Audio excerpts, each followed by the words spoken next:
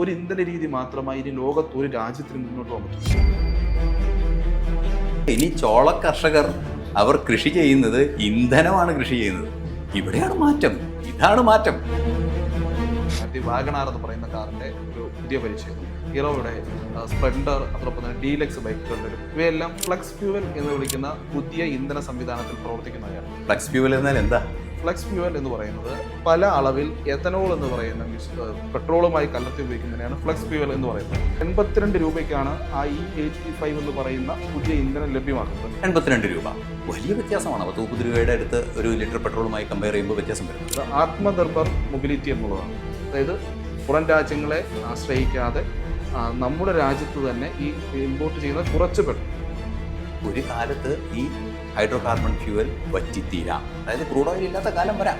ഇപ്പോഴും നമ്മുടെ പ്രേക്ഷകർക്ക് ചില സംശയങ്ങളൊക്കെ ഉണ്ടാവും. കാരണം E85 അത് വന്നു കഴിഞ്ഞാൽ ഞങ്ങളുടെ നിലവിലത്തെ വാഹനങ്ങൾക്ക് എന്ത് സംഭവിക്കുന്നു? കുഴിച്ചെടുക്കുന്ന പെട്രോളിയം പോലൊരു ഇന്ധനമേ അല്ല ഇത്.